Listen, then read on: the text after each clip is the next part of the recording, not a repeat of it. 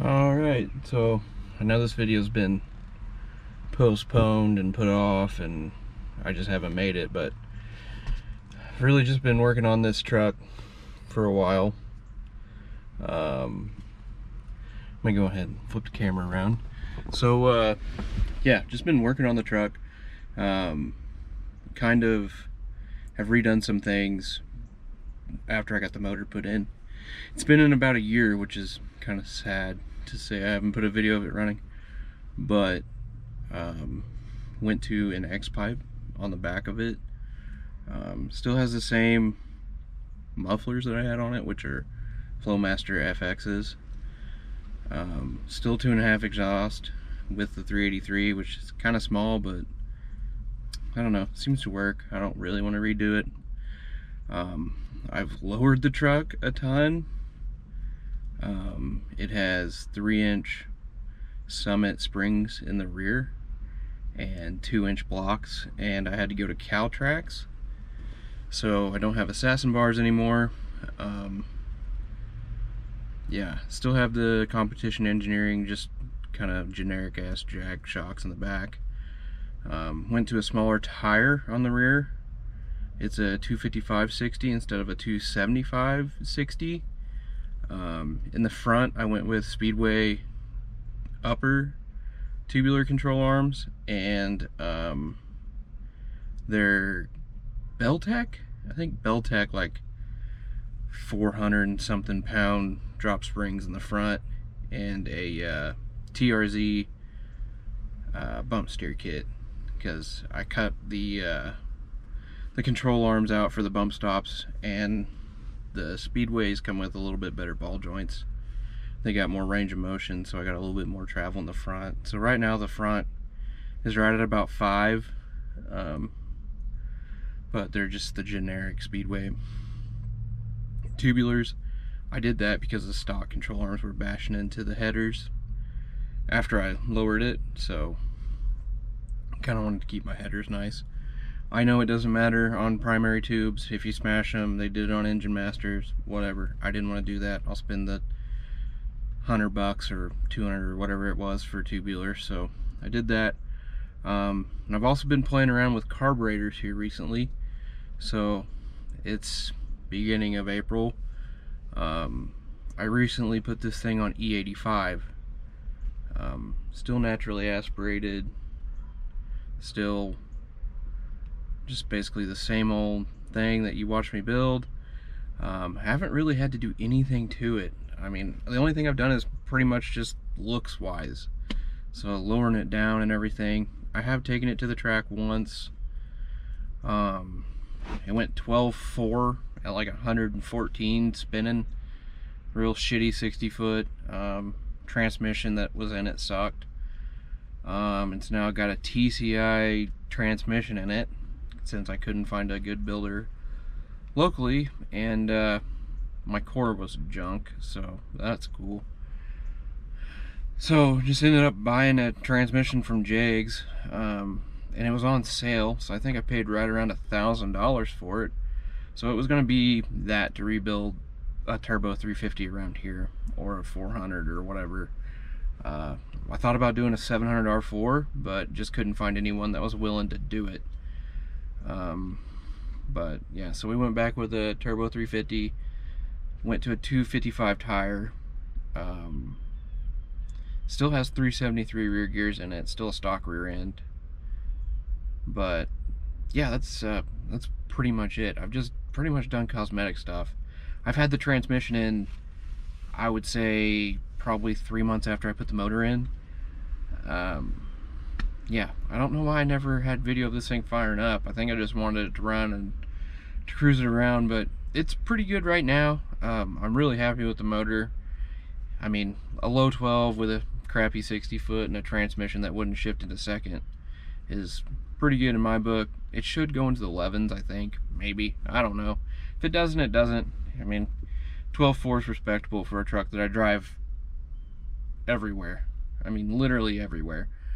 I've probably put, well, I don't know, probably over 10,000 miles on the truck, so I drive it often. I mean, there'll be weeks that I drive it every day to work, to and from work, and always drive it on the weekends. It's my weekend truck. I cruise it around. Where I'm at, we have a cruising deal on the weekends.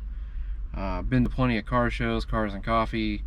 I mean, I drive it. I mean, it's not like I just have it and I let it sit. No, I drive it.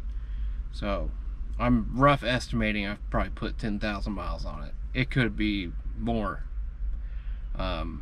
Yeah, I do drive it a ton. But yeah, we'll finally get some video of this thing running. So flip the camera around and we'll fire this thing up. It's been running a little bit, but yeah, it's no big deal. So just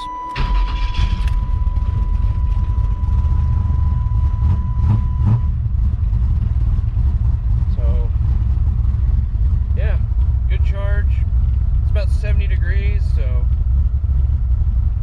the old E85 is doing its thing. The old oil pressure is perfect with this thing. It's literally the same, so.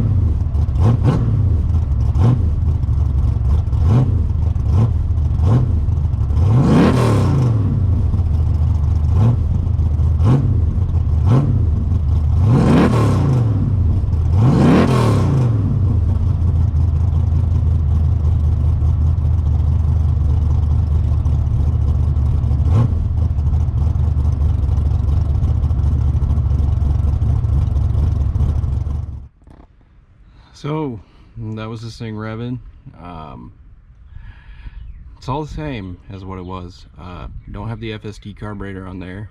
I bought a 750 quick fuel off of Marketplace for around 200 bucks, and then did the E85 metering blocks that you can order. So this was originally a gas carburetor. So the only thing I've done is basically just rebuilt the carburetor, bought a gasket kit for it, did that, put the metering blocks in it, changed power valves. It's got a 4.5 power valve in it right now, and I put 130 needle and seats in it instead of 110s that come in quick fuels from the factory. So that's it. No air bleeds, no high speeds, just pretty much how these things come from the factory as a gas carburetor. And just, I think I went up 6 in the front, and I need to do a jet change in the rear. So it's got 80s in the front, which is what E85 750 quick fuels come with, and it's got 90s, which is also what they come with. So a lot of Hollies like to run a 10 jet split, but I went to the 10 jet split. Whenever I roll on the throttle, it kind of goes lean because it doesn't have enough jet in the rear. So I'm gonna go back to 92s is what I had in it, and I jetted it down because I don't have an air fuel gauge or anything like that.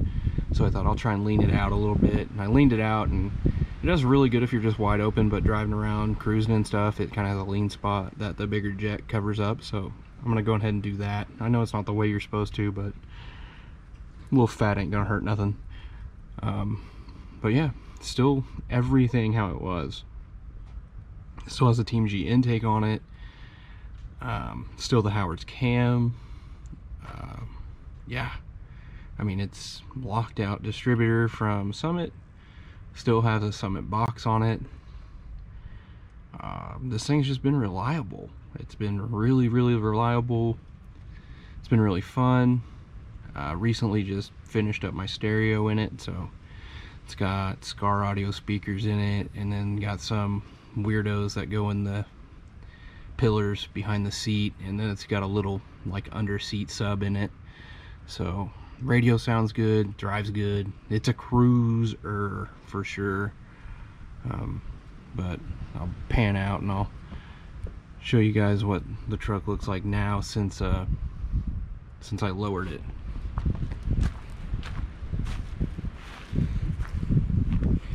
So it's tucking pretty good tire. Sorry about the wind. It's really windy here, but yeah, it's a 255 on the rear, and it tucks it pretty good, and just love the way it sits now. Still just a crappy old looking truck. Got the cow tracks in there, so that's cool. Seem to be working good. Still have the assassin bars. Thinking about trying to put those on Dad's Blazer, see what it'll do. But yeah, this is just kind of the update video on the truck. Just haven't really made any videos or done anything really too extravagant. There's plenty of videos of people doing E85 on these things, and just thought I'd dabble in it a little bit. So until next time, guys, hopefully I'll be at the track, and hopefully I'll remember to record, and we'll see what it does. Still gonna drive it there and run it a couple times and head home. So we'll see you in the next one.